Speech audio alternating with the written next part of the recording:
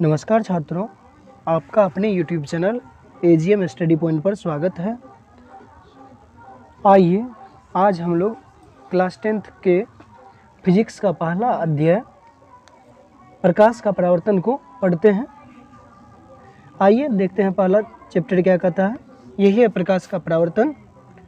इसी को आज हम लोग अध्ययन करेंगे और करते हैं, देखते हैं।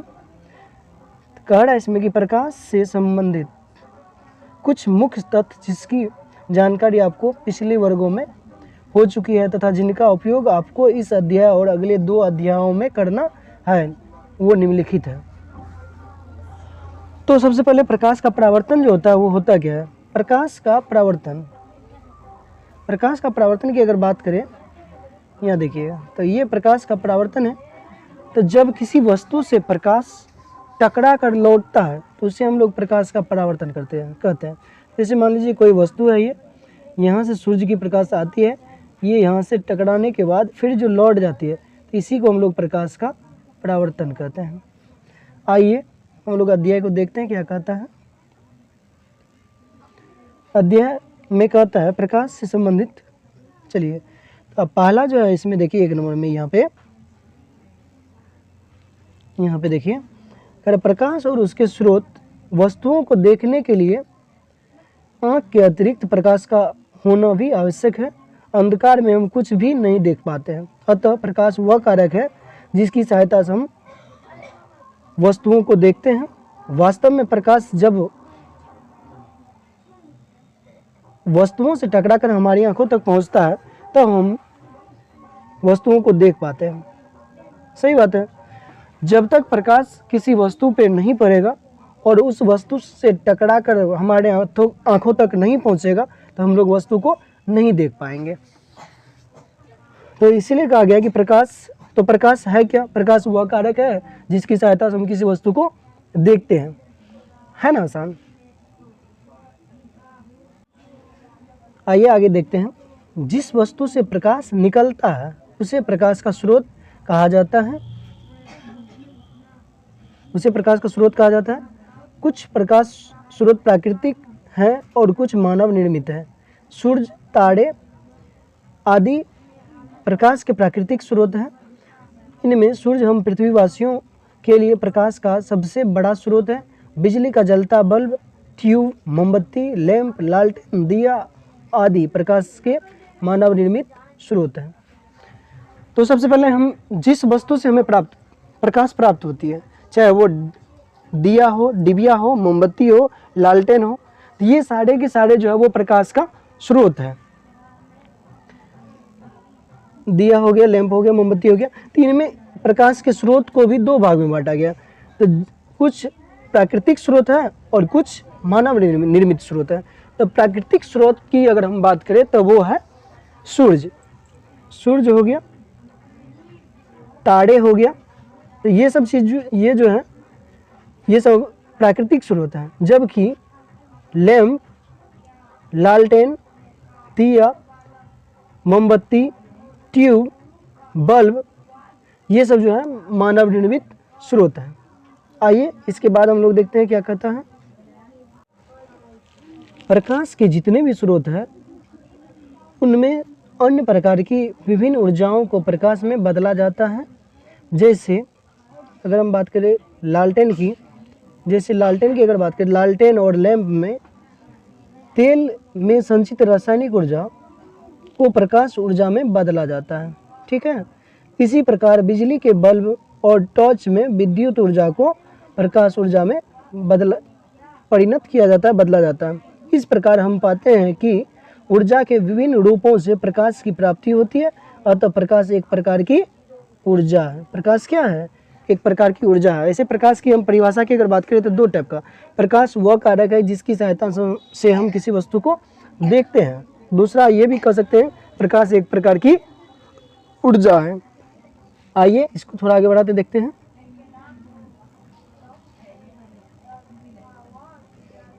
इसमें कह रहा है कि अब वस्तु भी होता है 2 प्रकार के इसमें हो जाता है। एक हो जाता है प्रदीप्त वस्तु और अप्रदीप्त वस्तु। कुछ वस्तुएं प्रकाश उत्सर्जित करती है, मतलब कुछ वस्तुएं प्रकाश देती हैं, जैसे सूर्य, बिजली का जलता बल्ब, जलती मोमबत्ती आदि।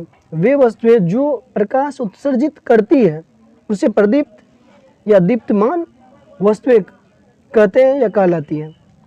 रटना नहीं है, केवल समझना है और समझिए। जब समझिएगा तो कभी भूलिएगा नहीं। अब देखिए यहाँ से, जो वस्तु हमें प्रकाश देती है, आसान भाषा में, जो वस्तु से प्रकाश हमें प्राप्त होती है वो प्रदीप्त वस्तु कहलाती है, और जिस वस्तु से हमें प्रकाश नहीं मिलती है वो अप्रदीप्त वस्तु कहलाती है।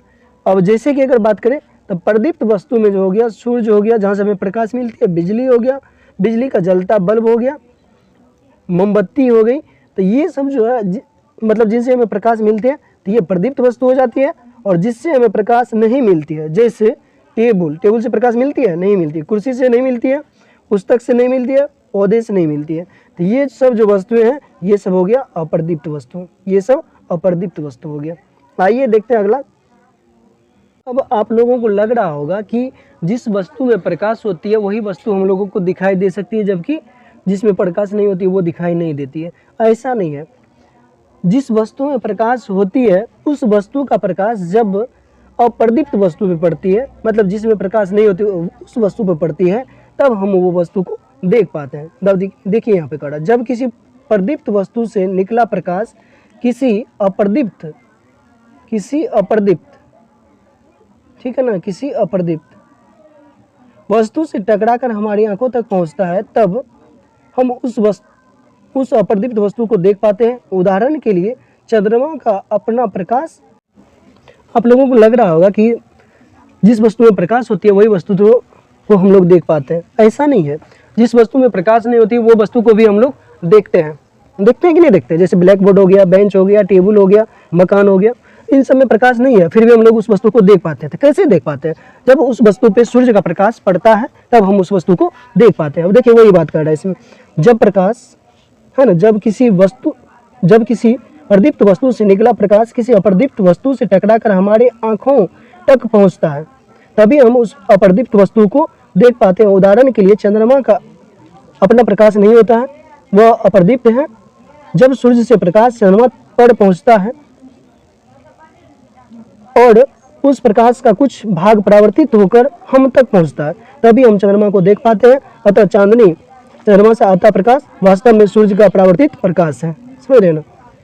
अब ऐसे इसका उदाहरण के लिए अपना लोग घर में भी कुछ प्रयोग कर सकते हैं। जैसे घर में जो दर्पण होता है, घरेलू दर्पण जो होता है, उसको लेकर के अगर हम बाहर में खड़े हो जाएं तो सूर्य की ओर जब दर्पण को करेंगे तो वहाँ देखेंगे कि सूर्य से जो प्रकाश आती है, मान लीजिए यहाँ पे अगर सूर्य है, यहाँ पे अगर हम लोग दर्पण लगाएंगे तो अगर ये घर है तो यहाँ से सूर्य की प्रकाश इस पे आएगी और यहाँ से फिर यहाँ, मतलब कहने का मतलब है कि इस घर में डायरेक्ट सूर्य की प्रकाश नहीं प्रवेश करेगी, लेकिन इस घर के अंदर दर्पण के माध्यम से, ये दर्पण हो गया, दर्पण के माध्यम से जो है सूर्य की प्रकाश घर में भी पहुंच जाती है। तो हाँ, घर के अंदर रखी हुई वस्तु को भी हम लोग देख पाते हैं। तो यही कारण है कि हम लोग घर के अंदर की वस्तु को भी, मतलब अप्रत्यक्ष रूप से घर में रखी वस्तु पर सूर्य का प्रकाश पड़ता है, लेकिन हम लोग को लगता है कि सूर्य का प्रकाश उस पर नहीं पड़ता है। लेकिन वास्तव में देखें तो सूर्य बाहर जो प्रकाश सूर्य का पड़ता है, तो वो वस्तु, जिस वस्तु पर प्रकाश पड़ता है, तो वो अपने में कुछ प्रकाश को समाहित कर लेता है और शेष प्रकाश को चारों ओर फैला देता है, तो वो प्रकाश हमारे घर के अंदर तक भी पहुंच जाता है।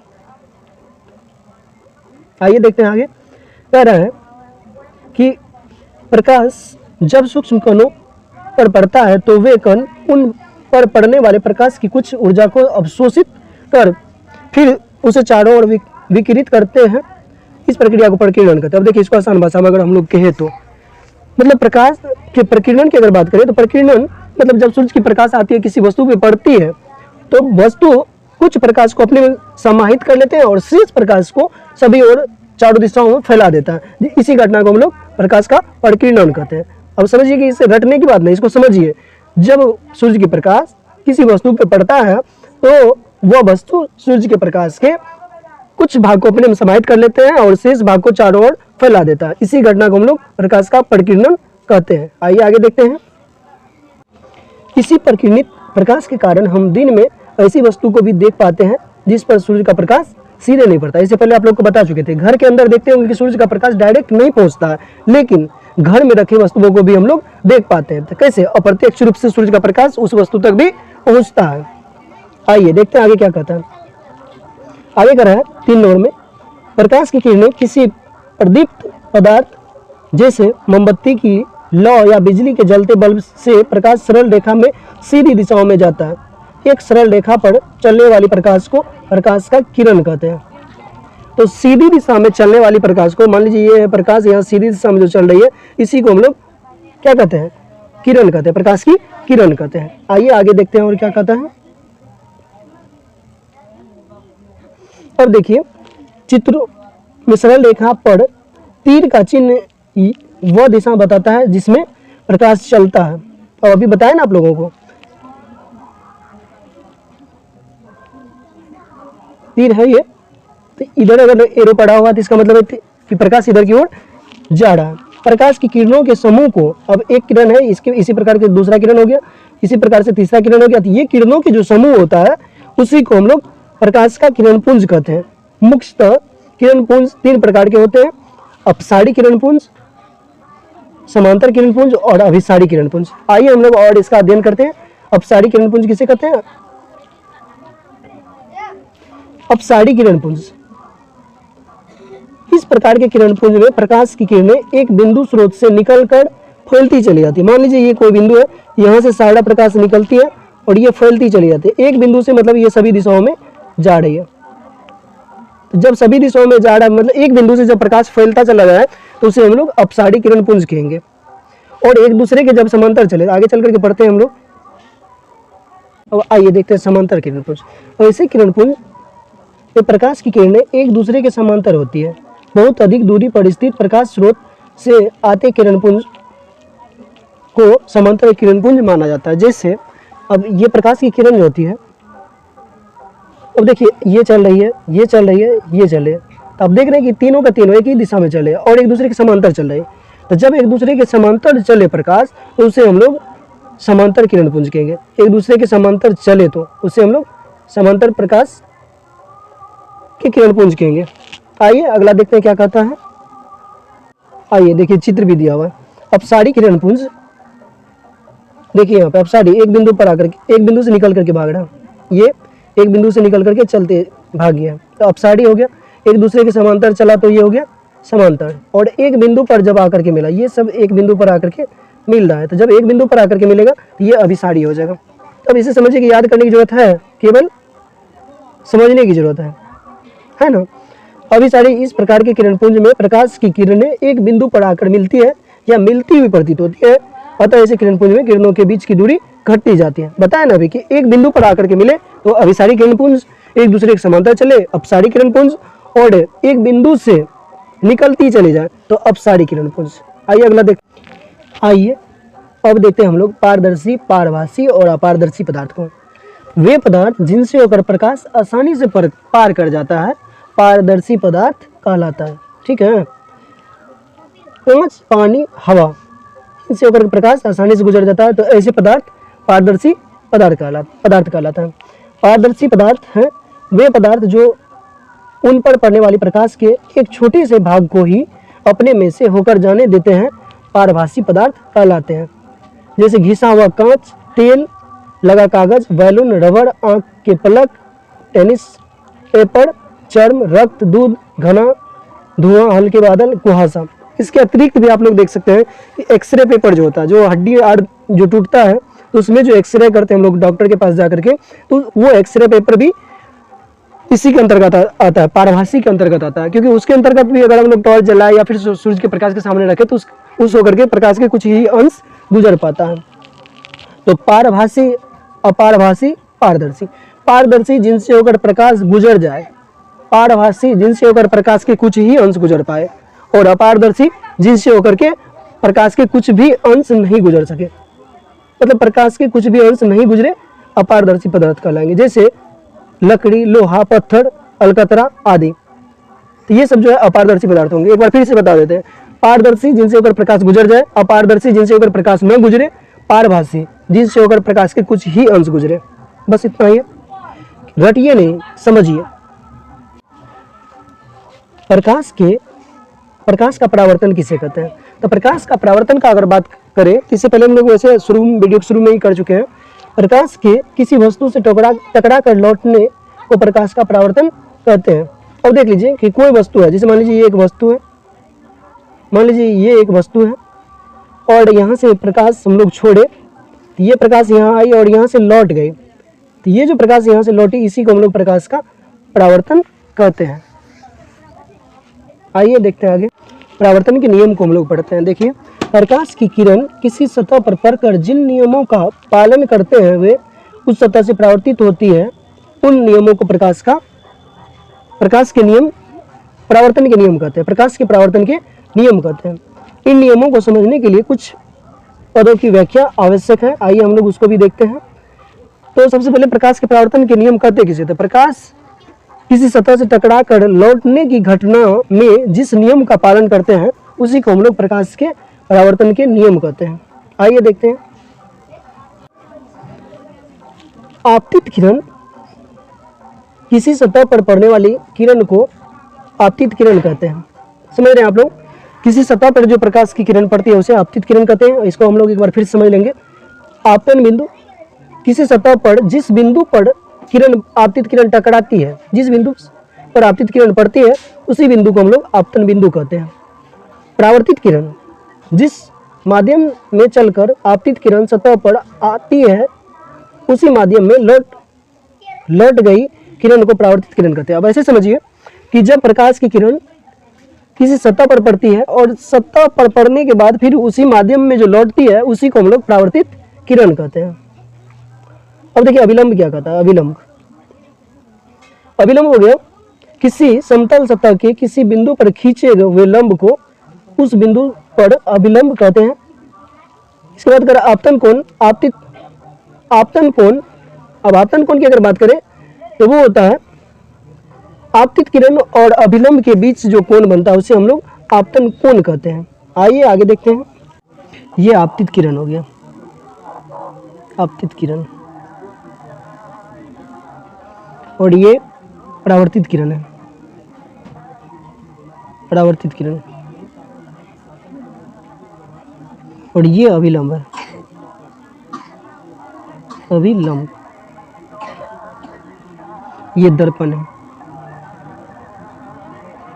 अब एक बार फिर से देख लीजिए, ये जो है इस बीच में जो कोण बनेगा और ये वाला जो कोण बनेगा, तो ये वाला कोण मतलब आपतित किरण और अभिलंब के बीच जो कोण बनेगा ये वाला कोण देख लीजिए एक बार ध्यान से।